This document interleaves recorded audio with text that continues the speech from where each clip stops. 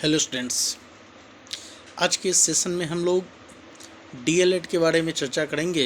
जो लोग डीएलएड में एडमिटेड हैं और जो डिप्लोमा इन एलिमेंट्री एजुकेशन का अध्ययन कर रहे हैं, जिनका नामांकन भी हो चुका है, मैं चाहूँगा कि एक शॉर्ट इन्फॉर्मेशन आप लोगों के सामने रखूं, जिससे कि आप लोग को अध्ययन करने में और अधिक से अधिक मार्क्स लाने में सहूलियत हो और आप सिलेबस को अच्छे से समझ सकें कि कितने यूनिट्स इसमें पढ़ने हैं, ये कितने नंबर के होते हैं। आज मैं उस पर चर्चा करूँगा। So let's start. This is doctor Vikas Kumar Thakur. आज हम लोग जानेंगे प्रोफिशिएंसी इन इंग्लिश। जो लोग नामांकन जिन विद्यार्थियों ने नामांकन लिया है, उन्हें पता है कि ये F9 में आता है और फुल मार्क्स आपको 50 के हैं, 50 मार्क्स के हैं प्रोफिशिएंसी इन इंग्लिश में। तो हम लोग एक एक यूनिट करके मैं आपको ये इन्फॉर्मेशन मैं दे देता हूँ कि क्या क्या आपको पढ़नी है।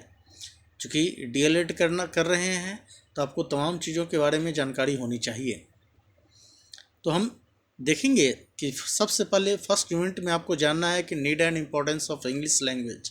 इंग्लिश भाषा की आवश्यकता क्या है और इसकी महत्व क्या है, इसके बारे में आपको यूनिट फर्स्ट में जानना है, जिसमें कुछ पॉइंट्स भी है। मैं इसको समराइज कर देता हूँ, आप ध्यान रखेंगे इन चीज़ों को, जो परीक्षा में बहुत ही उपयोगी है आप सभी के लिए। जैसे English as a global language, इसमें सबसे पहले जानना है। दूसरा जानना है कि इंग्लिश अराउंड अस, अंग्रेजी हमारे आसपास में कैसे है, किस रूप में है। अंग्रेजी जो है वर्ल्ड क्लास की लैंग्वेज है, जो कि हमें जानना ही जानना है। इसके बाद इंग्लिश जो है वो कॉन्स्टिट्यूशनल प्रोविज़न है। English is an associate official language है। साथ ही साथ और last, proficiency versus achievement in English. कैसे निपुणता के साथ साथ हमें अंग्रेजी में कुछ विशेष प्राप्त करना है और उसे अच्छी से अच्छी जानकारी रखना है, जो पढ़ाई के साथ साथ हम परीक्षा में अच्छे अंक ला सके और सही जानकारी इसकी मिल सके। तो ये टोटल प्रिय छात्र एवं छात्राओं, ये आपको यूनिट फर्स्ट में आपको F9 के अंतर्गत ये पढ़नी है। इसके बाद इसमें थ्योरेटिकल 35 मार्क्स का है और 15 मार्क्स आपका जो है इसका प्रैक्टिकल में है।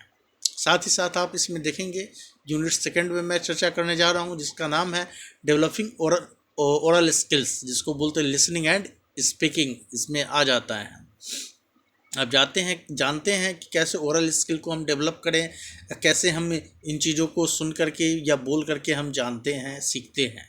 तो सबसे पहले प्रिय छात्र एवं छात्राओं, आपको जानना है कि importance of listening and speaking in acquiring proficiency in English. इसे जानना है यूनिट फर्स्ट के अंतर्गत 1 नंबर में।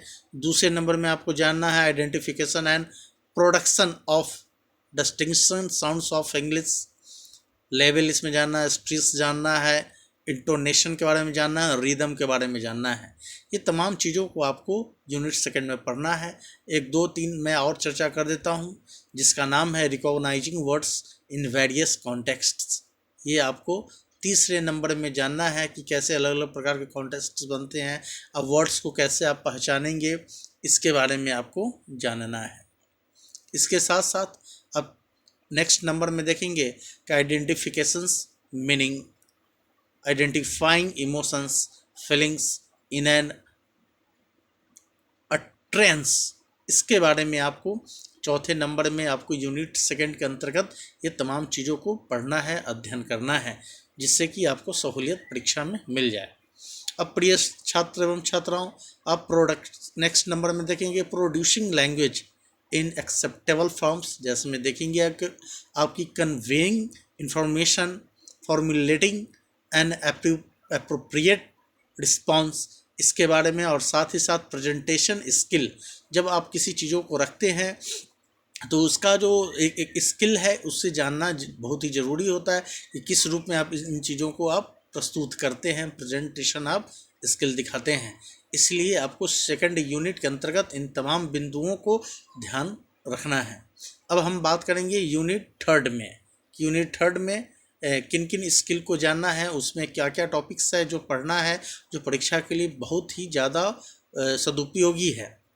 इसमें आप देखें यूनिट 3 में जिसका नाम है developing reading and writing skills, जिसमें रीडिंग में देखेंगे स्टडिंग स्किल आना है। इसके साथ ही साथ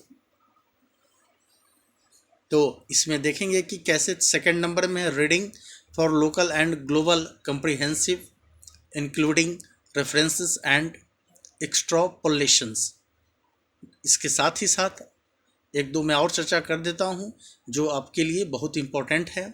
एक्सटेंसिव एंड इंटेंसिव रीडिंग, इसके बारे में जानना है। और लास्ट है स्कीमिंग एंड स्कैनिंग। ये तमाम टॉपिक्स के अंतर्गत कुछ बिंदु हैं जिसे जानना आपको अति आवश्यक है। ये सेक्शन ए के अंतर्गत आ गया। अब फर्स्ट ईयर में आप देखेंगे कि सेकंड एंड थर्ड यूनिट के अंतर्गत एक सेक्शन बी भी है जिसमें राइटिंग है। इसमें the focus of this section will be developing writing skill in the following. इसमें आपको जानना है मैकेनिक्स ऑफ राइटिंग, जिसमें स्ट्रोक्स है, कर्व्स है, proper shape, size and stitching है। सेकंड नंबर में आपको writing messages, description, reports, notice, applications, letters, invitations, posters, slogans इत्यादि, ये सब इन चीज़ों को आपको सेक्शन बी के अंतर्गत जानना है। और लास्ट नंबर में writing a paragraph having cohesion and unity के बारे में आपको पढ़ना है।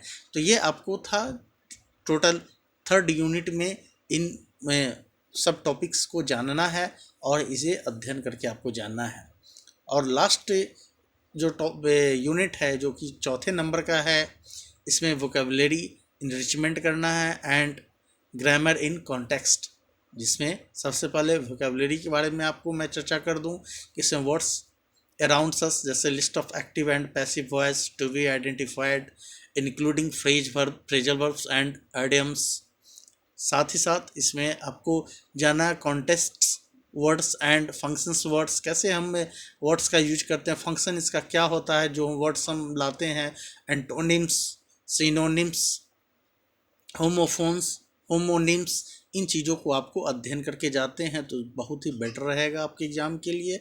और लास्ट है वर्ड फॉर्मेशंस, जो कि आपको यूनिट 4 के अंतर्गत सेक्शन ए में इन चीज़ों को आपको अध्ययन करके जाना है। और मैं आपको लास्ट में मेंशन कर दूं कि ग्रामर इन कॉन्टेक्स्ट, जो कि सेक्शन सेकंड में आपको अध्ययन करके जाना है, जो कि परीक्षा के लिए बहुत ही सदुपयोगी आपके लिए होने जा रहा है। जिसमें सबसे पहले आप जानेंगे कि need and importance of grammar, grammar की क्या आवश्यकता है, उसका क्या महत्व है, इसके बारे में आपको अध्ययन करना है। नेक्स्ट है notion of correctness versus notion of appropriateness. इन चीज़ों को आपको जानना है, कैसे करेक्शन करते हैं इन नोशंस को और कैसे अप्रोप्रिएटनेस के बारे में आपको नोशन करना है। सेकंड है traditional grammar versus grammar in context. And last में जो जानना है और अति आवश्यक है जो कि है ग्रामेटिकल आइटम्स, जिसमें आप जानेंगे टाइप्स ऑफ सेंटेंसेस, सेंटेंसेस के कितने प्रकार होते हैं, वाक्यों के कितने प्रकार होते हैं, इसको जानना है। टाइम एंड टेंस के बारे में जानना है, पार्ट्स ऑफ स्पीच जानना है, सब्जेक्ट वर्ब एग्रीमेंट के बारे में जानना है, ट्रांसफॉर्मेशन ऑफ सेंटेंसेस के बारे में जानना है। इंक्लूडिंग इसमें आपको ध्यान रखने की आवश्यकता ये है, including voices, direct and indirect speech etc को जानना है। लिंकर्स क्या है, models, prepositions and prepositional phrases के बारे में आपको अध्ययन करके जाना है। तो प्रिय छात्र एवं छात्राओं, मैं उम्मीद करता हूँ प्रशिक्षु छात्रगण मैं समझ रहा हूँ इन चीज़ों को कि आपके लिए ये बहुत ही बेनिफिशियल होगा, जो कि परीक्षा में आप अधिक से अधिक अंक उठा सकते हैं। तो ये आपको F9 के अंतर्गत प्रोफिशिएंसी इन इंग्लिश में आपने पढ़ा, अध्ययन किया।